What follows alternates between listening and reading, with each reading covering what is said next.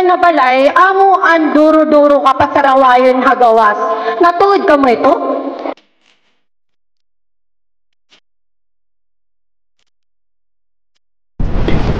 Hello everyone! Nandito po tayo ngayon sa Mohon Elementary School, Panawan Civic Center, Sakme Elementary School para kanakon symposium against bullying and sexual harassment.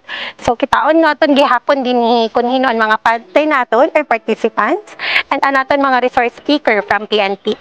Tara!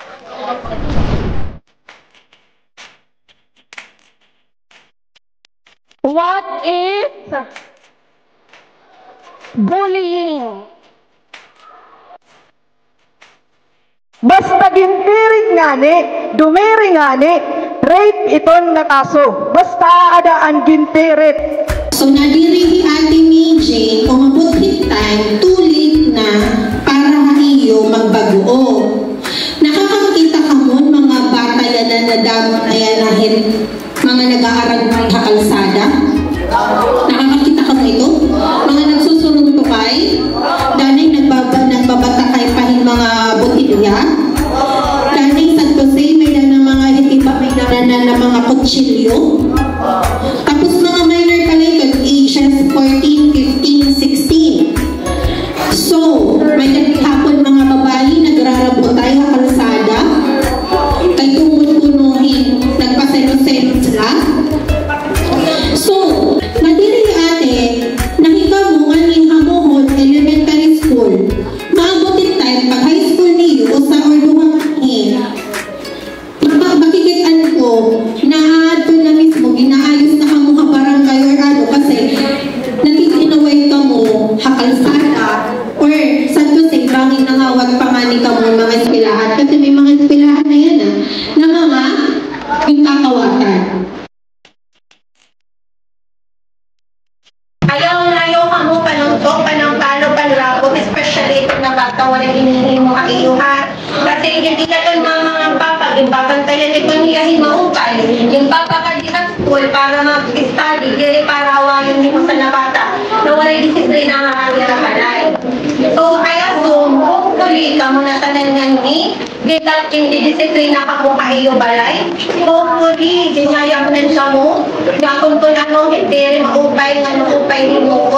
Kasi kung diri ka mo natutubuhan na iyo balay, then may alam problema talaga.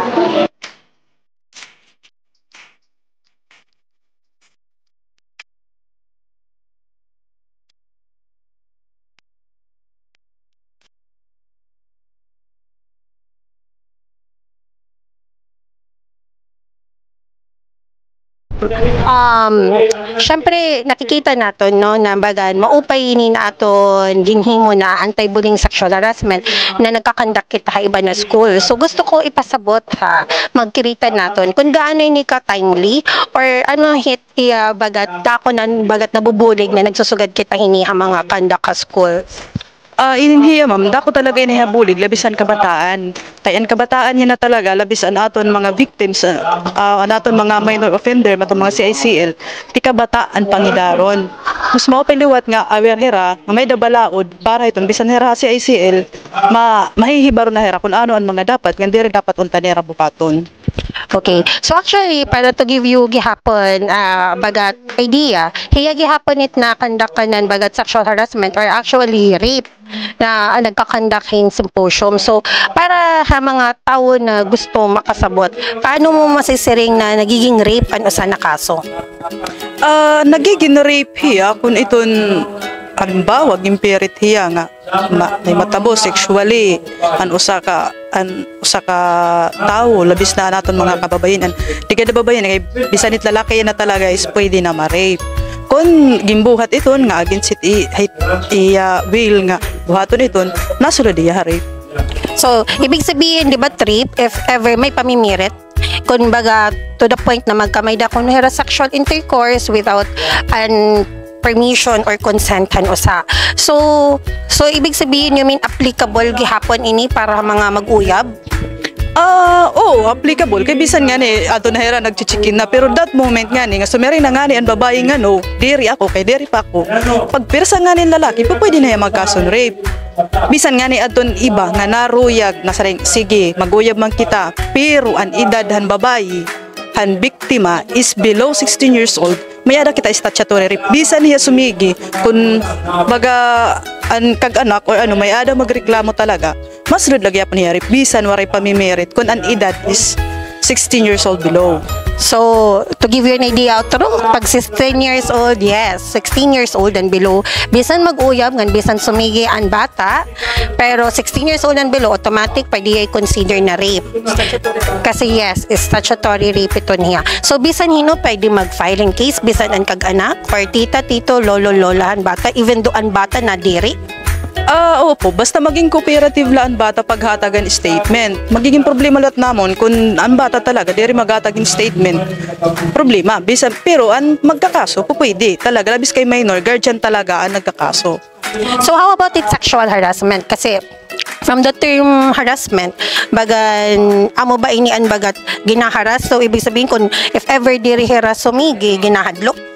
Ang sexual kasi harassment is kaurugan natatabo is an school, tapos ang workplace. Workplace and school. Ang school, di pag ang teacher, ang kanina, sa ko, halimbawa ko, so ganun. Example, teacher, para sumigi ka, pakapot, basta madakot mo grades, makakapasar ka, so amo ito, bagat consider dito ng gyapon. Tapos in terms of workplace, bagat promotion, basta may dapat sumigi ka. Kabalyo, so dito, no, napi-personal. Basta may kabalyo, labis na ako, ang boss, didi na teachers, amo sexual harassment. So, amo po adto. Thank you, Ma'am Albao from the PNP. So, syempre, para sa mga magkirita na diri man nakakakadiskilahan, diba? At least maaram hira. Kung ano, hit aton ginihimo or ginahatag na mga information ha kabataan. So, damo nga salamat, Otro. So, amo ton mga natabo dinhi sa Sakme Elementary School, Bukon Elementary School. Tanawan Senior Center para nihanakon promotion or advocacy campaign. Damo nga salamat kaniyo suporta pagpadayon na iyo pagkitahan akon mga vlogs para ipakita iyo ano na akon mga ginihimo para mga tanawanan. Thank you.